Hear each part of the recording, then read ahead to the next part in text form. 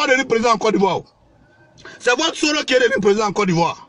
Moi, Dosso, il n'est pas devenu président. Et vous savez que moi, Dosso, je détiens les secrets de votre Soro. Donc vous attaquez à moi là. Ah, c'est vous qui allez regretter. C'est là où on est arrivé là. Vous avez menti jusqu'à aujourd'hui là. La vérité va triompher. Ok. Comme je disais, mesdames, mesdemoiselles, messieurs, cette vidéo c'est pour retracer l'implication de Guillaume Soro depuis la Côte d'Ivoire au Burkina, au coup d'état manqué du Burkina sur le président Roch Marc Kaboré, Roch Christian Marc Kaboré. Je vais vous expliquer. La dernière fois, je disais que c'est grâce à Ibrahim Koulibaly que Guillaume Soro est rentré dans la danse. Et je vous ai retracé un peu quel a été le problème entre Ibrahim Koulibaly et l'ancien président Blaise Compaoré. Mais pour que vous soyez encore au parfum de l'information, je vais vous expliquer encore, rapidement, brièvement. Je vous ai dit que c'est Blaise Compaoré qui a établi le contact entre le président Muammar Kadhafi et le sergent-chef Ibé. Pourquoi? Parce que le sergent-chef Ibé avait besoin d'argent, d'armement pour faire son insurrection. Vu que leur papa Gueye Robert les avait trahis en tuant la grenade, en tuant Sansan Kambiré, en faisant chicoter Shérif Ousmane dans une bâchée, tout ça pour son histoire de complot du cheval blanc, dont il était conseillé par Laurent Gbagbo, par Lida Kwasi Moïse. Parce qu'à l'époque, Gueye Robert, il était conseillé par Laurent Gbagbo et par Lida Kwasi Moïse.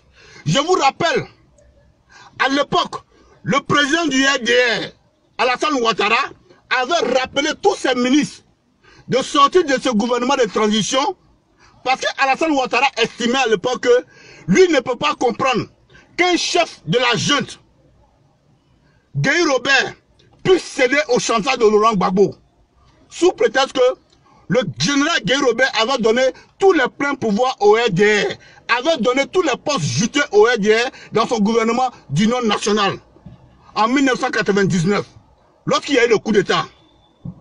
Voilà pourquoi Ibrahim Koulibaly, il a nommé Ibrahim Koulibaly comme attaché militaire à Ottawa, au Canada, et il a commencé à tuer ses enfants. Donc je reviens là-dessus, c'est là où vous avez eu la mort de Sansan Kambiré, la mort de la grenade de Bianco. Je rappelle que Bianco, c'est un village qui est situé à 15 km de Touba. Oui, ça c'est l'histoire de la Côte d'Ivoire. C'est l'histoire de la Côte d'Ivoire.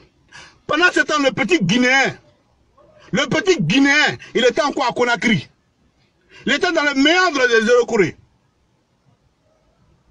Donc aujourd'hui, j'ai décidé de retracer l'implication de Guillaume Soro dans cette histoire de coup d'état du Burkina. Vous n'allez plus faire vidéo contre quelqu'un.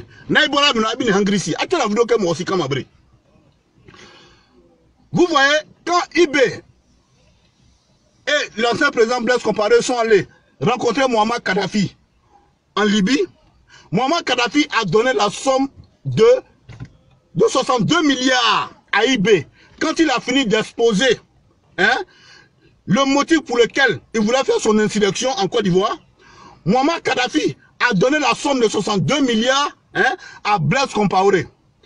Les 62 milliards étaient répartis comme suite. 2 milliards pour Blaise Compaoré, qui a mis le contact entre Ibrahim Koulibaly et Muammar Kadhafi, et 60 milliards pour Ibrahim Koulibaly pour faire son insurrection. Maintenant, il y a des armes, après les 60 milliards, il y a des armes qui devaient suivre. Mais Muammar Kadhafi a demandé à Blaise et à Ibé de rentrer d'abord au Burkina et que les armes allaient venir après. Voilà comment ils ont pris les 62 milliards et ils sont arrivés au Burkina. Maintenant, une fois au Burkina, Blaise Compaoré donne la somme de 2 milliards à Ibrahim Koulibaly et il empoche les 60 milliards. Et il fait croire à Ibrahim Koulibaly que lui, Blaise Compaoré là, il fera de sorte que Ibrahim Koulibaly puisse mener à bien sa rébellion. Pendant ce temps, je vous rappelle, pendant ce temps, le Guillaume Soro en question, il était en cavale ici. Il était entre Porte de la Chapelle et Saint-Denis, à l'université de Paris, ville de Saint-Denis. Je vous rappelle, il était en porte de la Chapelle et à l'université de Paris-Saint-Denis. Parce que son tuteur, que je connais très bien, était à la porte de la Chapelle. Celui qui l'a recueilli en France ici, où il dormait dans le salon là. C'est son tuteur là qui l'a recueilli, qui est mon ami. Et c'est lui qui l'a recueilli ici. Il dormait dans le salon du gars. Donc il était en porte de la Chapelle et l'université de Saint-Denis. Maintenant, Blaise Compaoré, pour ne pas donner les 60 milliards à IB, il a décidé de trahir IB en positionnant Guillaume Soro. Voilà ce qui s'est passé. Je vous ai toujours dit, en histoire, les faits sont têtus en histoire. En histoire, les faits sont têtus. Ce qui s'est passé là, c'est ce qu'on va dire. Moi, je mets tous les soroïstes au défi en France ici. Franklin Nyamsi, tous les soulés de Paris, ils n'ont qu'à venir, on va débattre de la crise ivoirienne. Oui, on va débattre de la crise ivoirienne. Je vais leur dire réellement qui est le Guillaume Soro. Donc, quand ils ont fait la frappe du 19 septembre à Bouaké, quand Ibrahim Koulibaly a demandé à Thio Fosier, à Kone Messamba, à Zagazaga, de laisser le porte-parole à Guillaume Soro, ce sont ces personnes-là même à qui Ibrahim Koulibaly leur a demandé de laisser le porte-parole à Guillaume Soro. Parce que lui, Ibrahim Koulibaly, il devait retourner au Burkina pour aller voir son grand frère Blaise Compaoré, qui avait pris des attaches au niveau de l'Europe afin qu'on puisse lever son mandat d'arrêt international que Guy Robert avait lancé à son endroit. Voilà comment Ibrahim Koulibaly quitte Bouaké pour revenir à Ouagadougou, venir voir son grand frère Blaise Compaoré. Ce jour-là, celui qui a donné le passeport diplomatique à Ibrahim Koulibaly pour se rendre en France, c'est bien le même Djibril Bassolé. Pourtant, c'était un piège. Oui, c'était un piège. Parce que Ibrahim Koulibaly, Blaise Compaoré avait déjà vendu Ibrahim Koulibaly.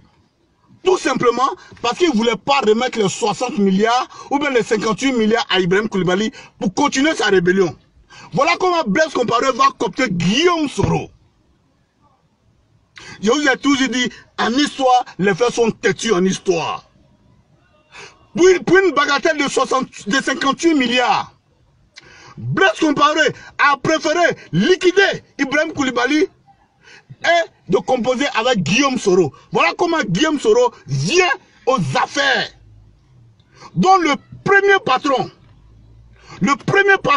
de Guillaume Soro dans la rébellion, c'était bien Blaise Compaoré. Le premier mentor de Guillaume Soro dans la rébellion, c'était bien Blaise Compaoré. Tout simplement.